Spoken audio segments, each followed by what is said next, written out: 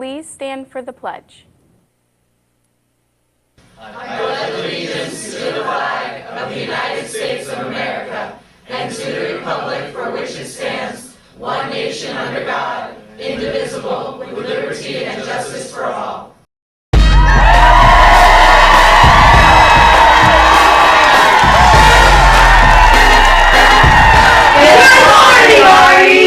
I'm Addie Curlis. I'm Cadence Tinsley. I'm Gavin Long. And I'm Blake Rock. And you're watching Fast Forward News! Today is Friday, September 23rd, 2022.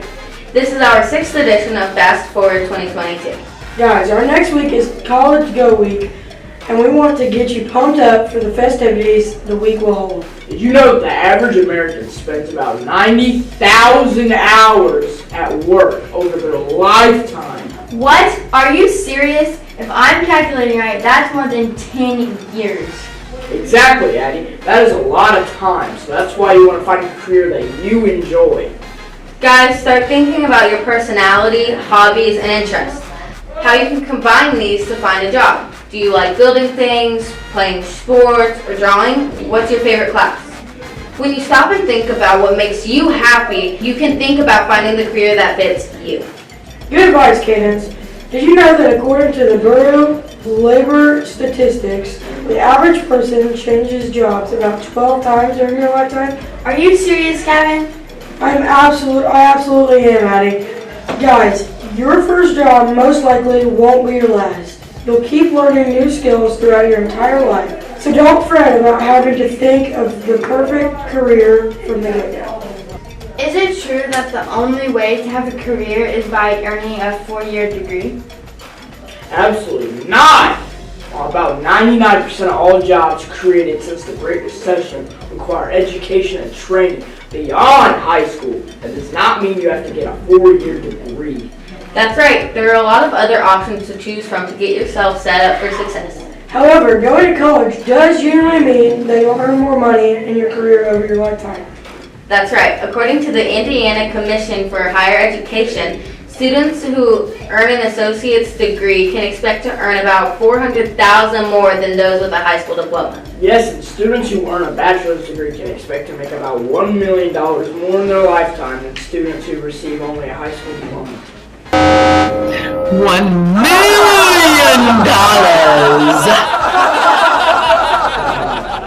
There are a lot of reasons to continue your education after high school, but consider this.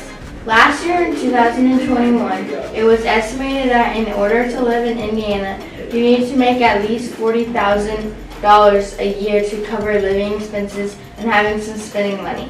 That's right, and to get a job that pays $20 an hour or more, you will need some education beyond high school. That doesn't mean that getting a 4-year degree is the only option, though.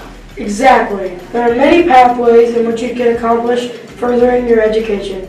These include an apprenticeship, the military, workforce certifications, associate's degrees, and bachelor degrees. Everybody, listen up. Next week we're in college, military, trades, or workforce. Attire to show that you're thinking about your futures. Those who participate in this will be given candy every morning in both the gym and front hallways. That's awesome. Participate, guys. Now to move on to today's segment, let's kick it back to the studio where our sports teams are ready to get us started. Over to you, Keely and Lily. Guys, I'm Kenna McCone. And I'm Lily Adams. We're here to bring you the scoop on our Wooden Fall sports. As promised, we have coverage of last Thursday's sporting events, along with Saturday's cross-country action from Brown County. Let's start with our girls volleyball team. Both our 7th and 8th grade girls brought home a win last Thursday night against Clark Pleasant. We sure did. Coach Beltran reported, and I quote, "Teamwork makes the dream work." 7th grade stats were Larkin Proster, 6 aces, 2 kills, Jersey Huff, 5 aces, 1 kill, Avery Coker, 6 aces, Ayla Oakley and Izzy Wolf, 4 aces each, Sophia Ramey, 2 aces. Our 8th grade football team traveled to Franklin Community last Friday where they lost to the Grizzly Cubs 34-12. Landon Casey and Riley Butler both scored touchdowns, and Jack Shepard had a big touchdown run in the extra session. Our 7th grade football team won on Thursday night against Franklin by a score of 22-6. Corbin Kindred had 3 touchdowns in the game, Tyler Darling had 2 scores, and Andre Carter had a score in the extra session. Great win, 7th grade football team. Last Saturday, our cross-country team traveled to Brown County for the Eagle Classic meet.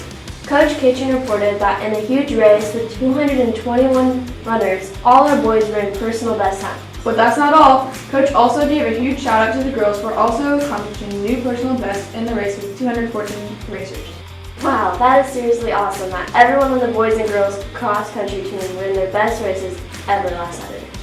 Great job, runners. Coach Christian said that our teams left it all on the course. He could never be more proud of them. That's all we have from last Thursday and Saturday sporting events. Now let's pass it out to the soccer fields to get results of Tuesday and Wednesday evening's games and matches. Thanks, Keelan and Lily. I'm Addie Ford. And I'm Emma Mowry. We are going to provide you sports coverage from Monday and Tuesday of this week. That's right. On Monday night, our volleyball teams hosted the Trojans of Tri-North. The 8th grade lost to a fired-up team, but definitely had some moments of great play. This team keeps getting better and better. As team play and the mechanics start to mold together, they improve each week. And exceptional serving for this game were seen by Jayla Button, Lily White, Lily Adams, and Angelia Burkhardt. The 7th grade team won at home against the Trojans on Monday night in an exciting 3-set game. This victory accounted for a 3-game winning streak for these ladies. These 7th graders were on fire, serving on the line with a total of 65 points earned, and 46 of these came from ace serves. Leading the way with these amazing serves were Izzy Wolf with 16 aces, Ayla Oakley with 14 aces, Avery Coker with 8 aces, Larkin Prosser with 4 aces, and Jersey Huff and Sophia Rennie both added 2 aces. These 7th graders also had a total of 7 kills on the night. Larkin Prosser had 4 kills, Jersey Huff had 2 kills, and Sophia Ramsey had 1 kill. Also on Monday night, our boys tennis team faced off against Decatur at home. The team had a hard loss but played great. Winning stats for this match were number 1 singles player Hudson Charles won 8-0, and singles JV player Wyatt Neese won 4-1. On Tuesday night, the tennis team took on who Coach Reynolds described as their strongest team they have played all season as they traveled to Plainfield. Coach Reynolds said that while our Arties gave it their best efforts, matched by the Quakers' strong serves and ground strokes. Shoutouts of great efforts went to Hudson Charles, Wyatt Neese, AJ Allison, Clay Chrismore, Clay Wood, Ada Ferguson, Thomas Jackson, and Evan Hudson. Also on Tuesday night, our 7th grade volleyball teams increased their winning streak to 4 in a row. That's right, Addie. These ladies have proved that hard work, good attitudes, and team play win games. They defeated Southport in 3 really close and exciting sets. Serving stats for the game were Avery Croker and Izzy Wolf earned 6 aces each, Jersey Huff had 5, Ayla Oakley had 4, Logan Prosser added 3, and Sophia Ramey and Kendall Eater each had 2 aces. With kills for the 7th grade team were Jersey Huff and Larkin Prosser, who both had 1 kill. Coach Bocher reported that she is beyond proud of the team. She said, and I quote, "These girls were able to maintain their composure, keep their head in the game, and stay tough through what they had to."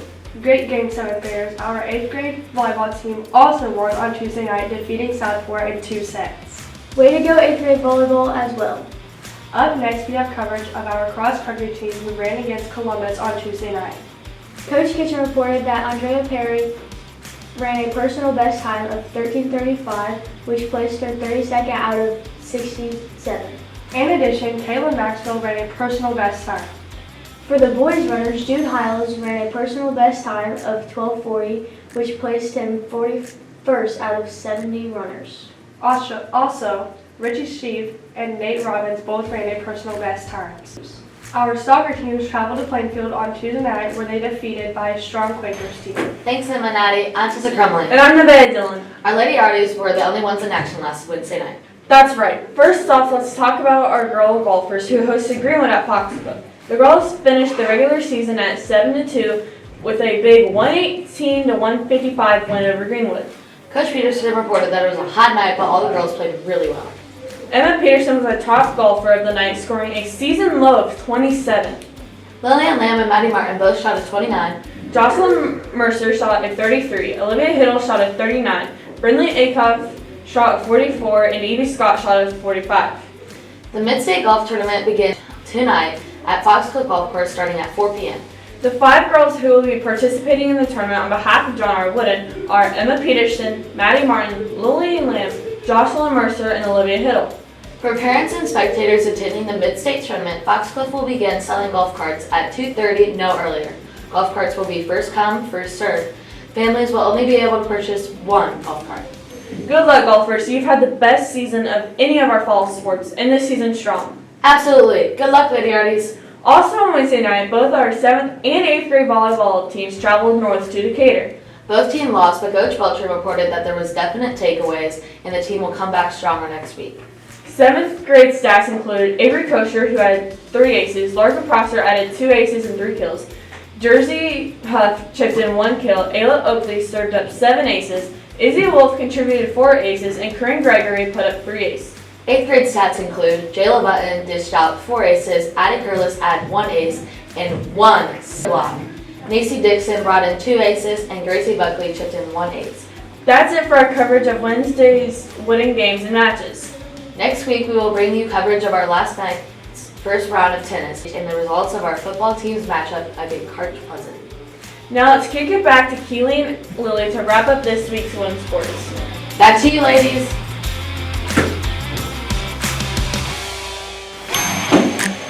Thanks, sports teams, for that great coverage. Lily, next week is yet another really busy week for our Wooden athletes. However, many of our teams are beginning to wrap up their seasons. Here's our schedule for the final week in September. Starting out tonight, our golf team will begin their junior mid-state championships right here at Foxcliff. Tomorrow, September 24th, our boys tennis team and our cross-country teams will begin their junior mid-state championships. On Monday, September 26th, our volleyball teams will host Brown County. On Tuesday, September 27th, our cross-country team will host the Morgan County meet. On Wednesday, September 28th, our volleyball teams will host Perry Meridian. On Thursday, September 29th, our football will play Perry Meridian, cross-country will travel to Bedford, and volleyball will head to Monrovia. Remember, Arties, starting strong is good, but finishing strong is epic. Oh yeah. That's a wrap for this week's sports coverage. Now let's take a moment to recognize this week's Wooden family birthdays. Sounds great. Have a great weekend, everyone, and Go Arties! Happy birthday!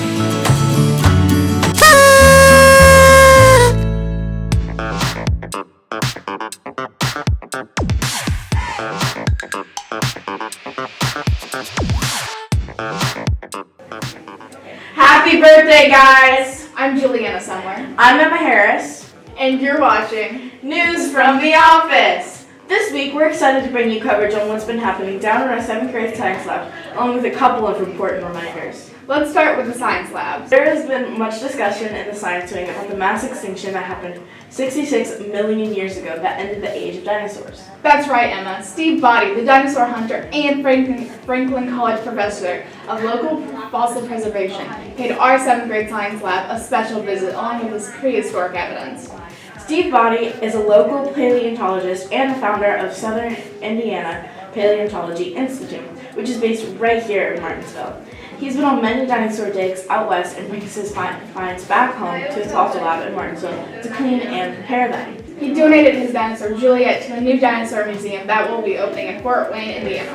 What? He donated his dinosaur Juliet? Yeah, Juliet is the name that Mr. Body gave to the most complete dinosaur skeleton that he's ever recovered. Mrs. Matthews was so excited for his visit and said that Mr. Body's presentation made the perfect bridge to tie together the 7th grade study of rock cycles and the geologic timescale.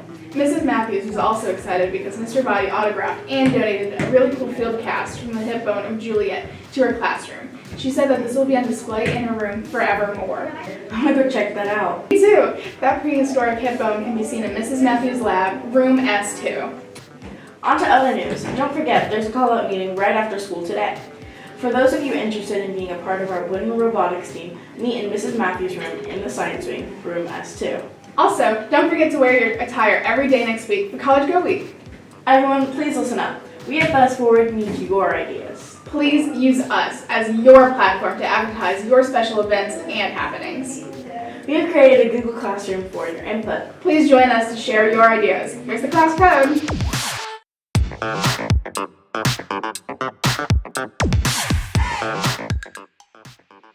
This is all we have for news from the office today. Before we sign off, please contemplate the following famous words. You can accomplish by kindness what you cannot by force. Thanks for watching this week's Fast Forward announcements. Have a great weekend!